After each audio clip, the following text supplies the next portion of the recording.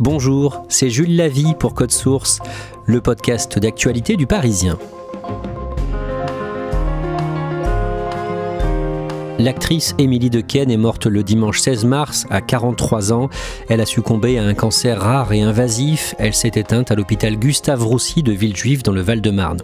Émilie Dequesne s'était fait connaître à 17 ans en 1999 avec le film Rosetta des frères Dardenne. En 25 ans de carrière, elle a joué dans une cinquantaine de films. Émilie Dequesne avait choisi de parler de sa maladie sur ses réseaux et dans les médias. Sa mort a entraîné de très nombreuses réactions. Code Source retrace sa vie aujourd'hui avec deux journalistes du service culture du Parisien, Catherine Ball et Yves Jéglé.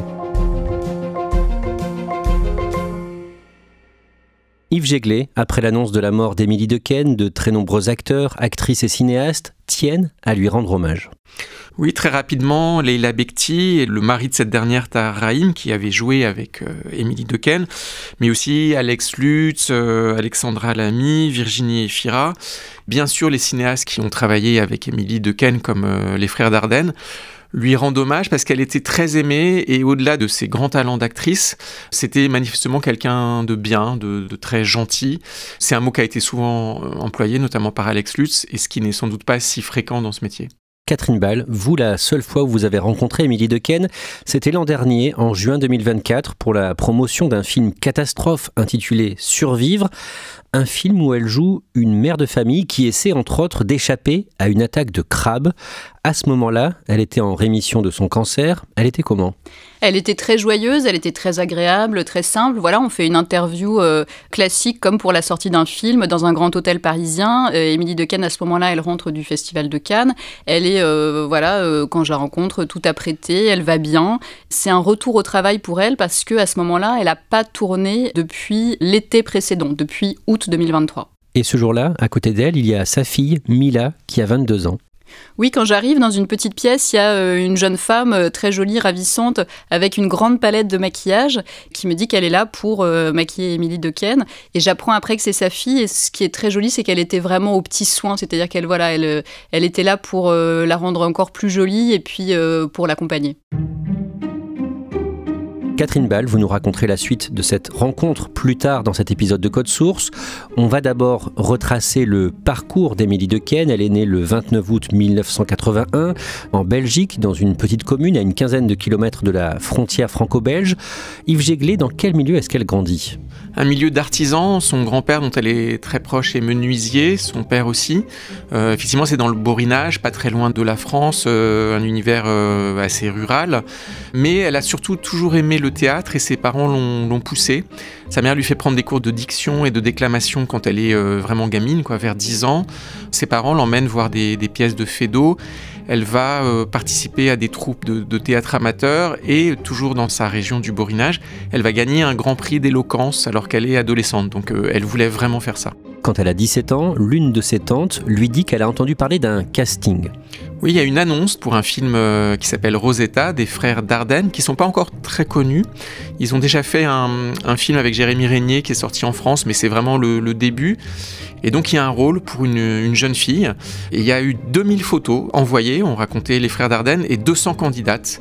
Et Émilie Dequesne a décroché le rôle. De quoi parle Rosetta et elle est comment dans ce film, Émilie Dequesne ? Alors c'est un film très dur, très sombre, sur une adolescente qui doit absolument travailler parce que sa mère est alcoolique, vit en caravane, il n'y a pas de père, on n'en entend jamais parler, elle est fille unique. C'est plus que la pauvreté, c'est une misère au bord d'une rivière où le personnage est même obligé de pêcher comme elle peut pour se nourrir. 400 francs. 300.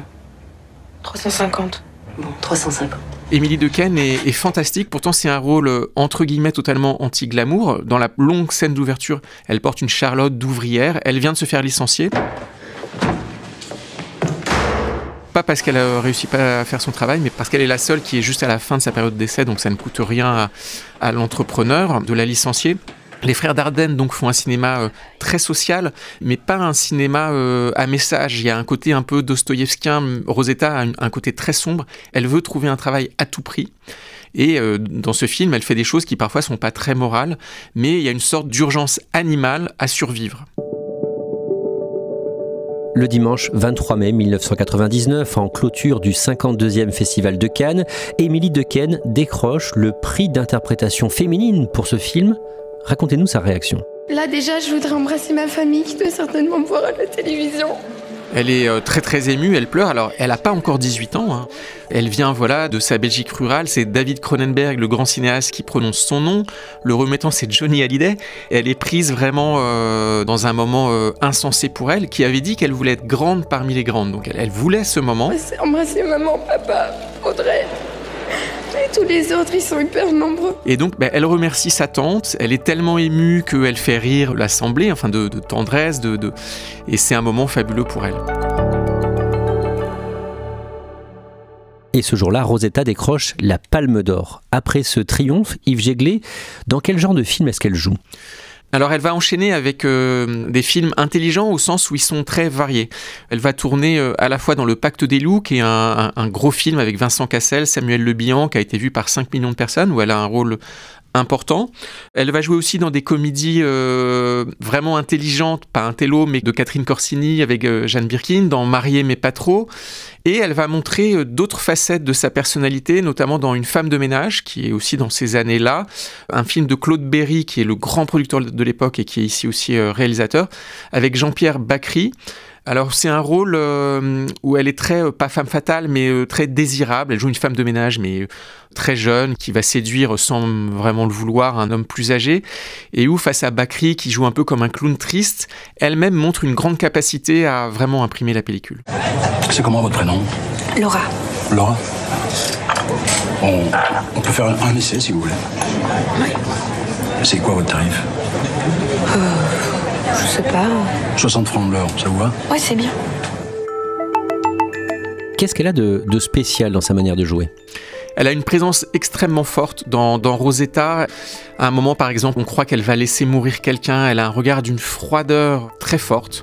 Elle est capable d'exprimer des émotions extrêmes, c'est-à-dire on parle souvent d'une actrice généreuse, lumineuse, mais elle peut laisser voir une noirceur impressionnante. Et puis elle a fait tout ce travail donc à l'adolescence de théâtre, de diction, qui font que ses répliques, elle les envoie d'une manière extrêmement percutante, ce qui fait qu'elle a une présence à la fois animale, et elle a aussi une capacité à jouer la comédie, le drame, la composition avec une grande aisance. En 2005, elle se sépare de son compagnon et père de sa fille, un DJ, Alexandre Savarez. 3 ans après, Catherine Ball, elle démarre une histoire d'amour avec un acteur rencontré dans un cercle de jeu parce qu'elle aime jouer au poker. Oui, elle rencontre un comédien qui s'appelle Michel Ferracci, qui a 15 ans de plus qu'elle, dans un cercle de jeu au Cercle Wagram, qui est un club de poker parisien dont Michel Ferracci est président. Et c'est le coup de foudre, ils vont plus se quitter, ils vont se marier en 2014 à la mairie du 10e arrondissement à Paris. Quand elle le rencontre, Émilie Dequesne a sa fille, Mia, et lui a 2 garçons. Michel Ferracci, c'est un acteur qu'on a pu voir dans des séries comme Mafiosa, Profilage ou Scène de ménage. Catherine Ball, dans les années 2010, Émilie Dequesne est sacrée 3 fois meilleure actrice au Magritte du cinéma, l'équivalent des Césars en Belgique, en 2013, 2015, 2018. Elle joue dans une 20aine de films pour le cinéma et la télévision. En dehors des tournages, elle reste très discrète. Oui, Émilie Dequesne, c'est une actrice, quand elle joue dans un film, elle est toujours remarquée. Il y a toujours d'excellentes critiques sur ses performances, sur l'émotion qu'elle dégage, sur l'intensité de ses performances. Mais c'est pas une star au sens où c'est pas quelqu'un qu'on voit entre 2 promotions de films. On la voit pas dans la presse people, elle raconte pas sa vie privée. Elle mène sa carrière, discrètement, et elle mène sa vie. Yves Jéglé, en 2020, Émilie Dequesne est à l'affiche du film Les choses qu'on dit, les choses qu'on fait. Elle livre une prestation, là aussi, remarquée. C'est vraiment peut-être son plus beau rôle après Rosetta, et pourtant c'est une seule scène, mais une scène très longue, où elle joue l'épouse d'un personnage qui est joué par Vincent Macaigne. C'est vraiment un film sur la ronde des sentiments, des tromperies, et justement dans cette scène, on la voit à l'instant même où elle apprend qu'elle est trompée, et elle a une manière d'exprimer tout ce qui peut traverser le cœur, les tripes, l'esprit à ce moment-là, par un jeu de regard, une manière de bouger, de parler, qui est vraiment exceptionnel, qui va plus loin qu'une performance d'acteur. C'est vraiment le type de rôle qui peut aider le spectateur qui regarde ça, parce que tout le monde a un jour vécu ça. C'est vraiment un rôle qui compte dans un très beau film. Et pour cette prestation, elle décroche le César du meilleur second rôle. On fait un saut dans le temps, Catherine Ball, à l'été 2023, au début du mois d'août, pendant un tournage en Belgique, Émilie Dequesne ressent de fortes douleurs au ventre.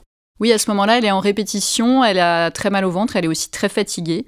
Elle consulte des premiers médecins qui lui disent que c'est peut-être de la constipation ou le syndrome du côlon irritable. Voilà, ils ne sont pas très inquiétants. Et puis, à un moment, elle a vraiment mal, elle est épuisée. Et il y a une metteuse en scène belge qui l'emmène dans une clinique en Belgique. Et là, Émilie Dequesne fait une prise de sang et elle fait un scanner. Et là, le diagnostic tombe. Les médecins lui annoncent qu'elle souffre d'un cancer très rare. Oui, ça s'appelle le corticosurélanome. C'est un cancer des glandes surrénales qui sont des glandes qui sont situées au-dessus de chaque rein. C'est une maladie rare, c'est une maladie qui touche entre 60 et 120 personnes chaque année en France. Le cancer qu'a Émilie Dequesne est agressif. C'est un cancer qu'on peut soigner seulement dans 15 à 20% des cas quand l'opération est faite suffisamment tôt.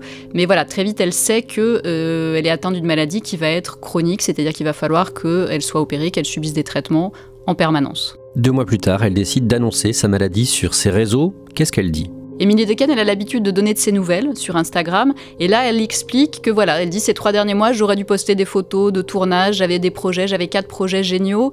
Mais en fait, voilà, il s'est passé quelque chose. J'ai été opérée en urgence. Elle parle d'un cancer. Elle dit pas encore lequel. Elle dit j'ai eu une lourde opération. Elle dit je ne me laisserai pas faire, croyez-moi. Voilà, on comprend qu'elle a une maladie sérieuse. Et c'est important pour elle de médiatiser son combat contre la maladie ?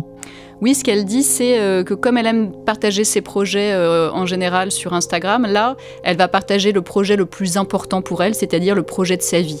Elle m'a raconté, quand on s'est rencontrés en juin, qu'au départ, sa famille trouvait que c'était trop tôt pour communiquer et qu'elle avait envie de le faire tout de suite parce qu'elle avait envie justement de vivre cette nouvelle expérience et cette nouvelle épreuve avec le public. Et elle s'est rendue compte que ces messages faisaient beaucoup de bien aux gens, que dès qu'elle parlait de son cancer à des gens, on lui racontait voilà, le cancer d'un frère, une mère, un oncle, et que ça faisait du bien aux gens de vivre ça ensemble. 6 mois plus tard, au mois d'avril 2024, elle annonce qu'elle est en rémission complète. Ça veut dire quoi ?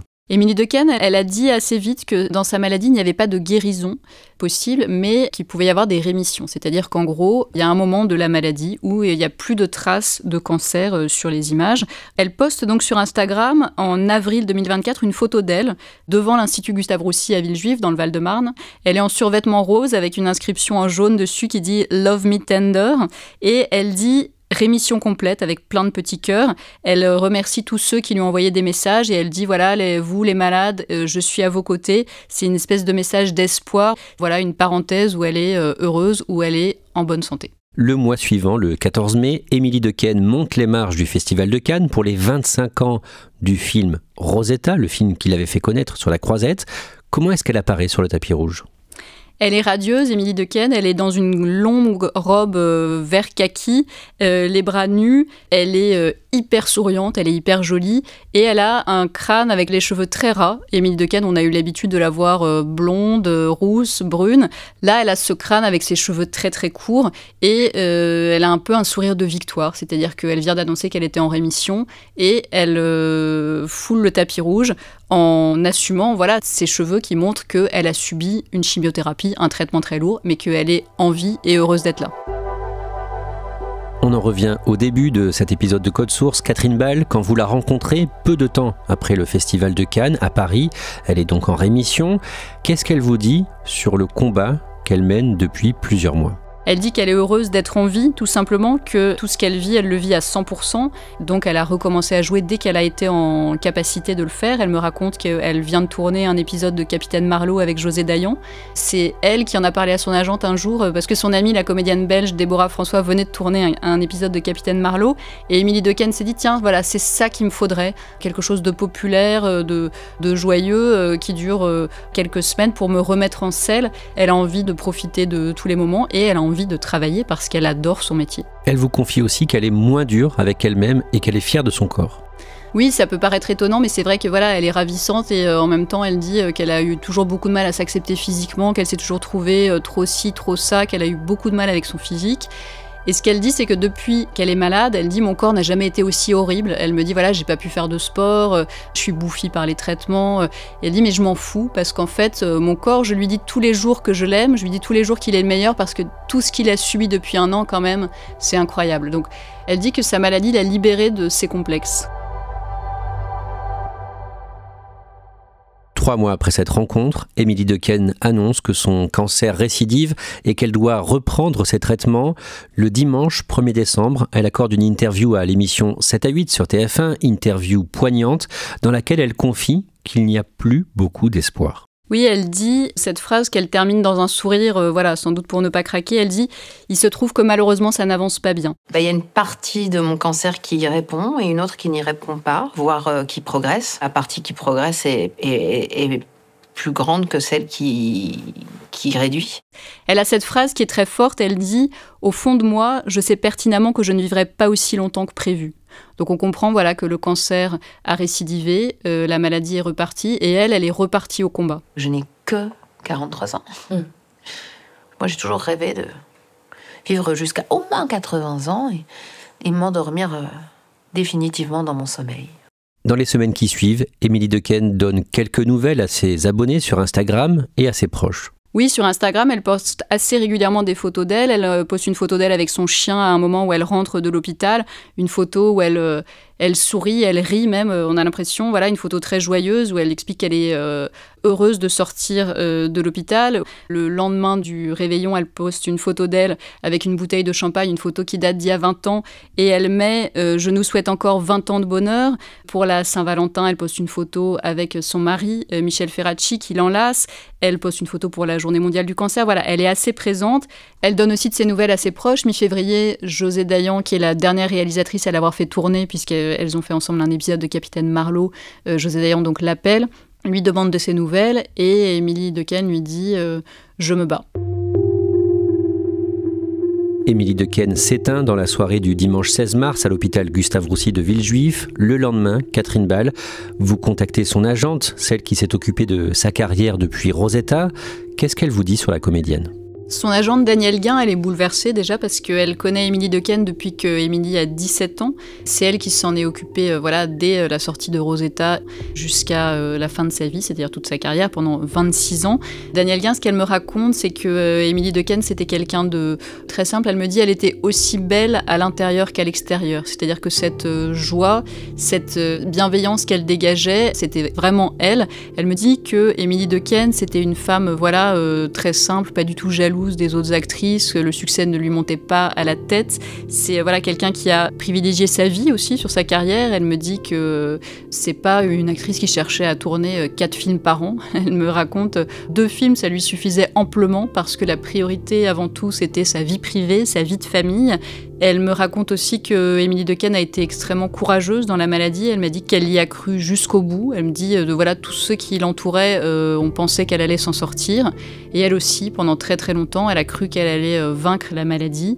Donc voilà, Danielle Guin, elle est bouleversée et elle garde une image extrêmement lumineuse de Émilie Dequesne qu'elle considérait. Elle me dit voilà, je veux pas prendre la place de sa mère, mais on avait quand même une relation mère-fille. Yves Jéglé, pourquoi cette disparition a-t-elle autant ému le grand public ?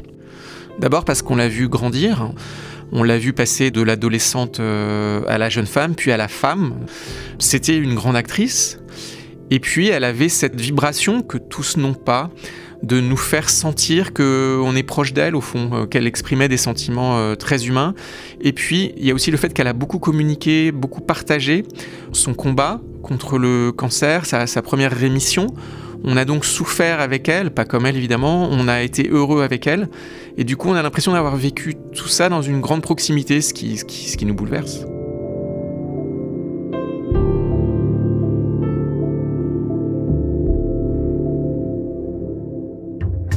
Merci Yves Jéglé, Catherine Ball. Cet épisode a été préparé par Thibault Lambert, produit par Clara Garnier-Amouroux et réalisé par Pierre Chaffanjon. Code Source est le podcast quotidien d'actualité du Parisien. N'hésitez pas à vous abonner sur votre plateforme d'écoute préférée ou sur la chaîne YouTube du Parisien et à laisser des pouces, des étoiles ou des commentaires pour nous faire remonter dans les recommandations. Et puis on vous invite également à écouter notre second podcast entièrement consacré aux faits divers, Crime Story. Chaque samedi, une nouvelle affaire criminelle racontée par Claudia Prolongeau avec Damien Delsoni, le chef du service police-justice du Parisien.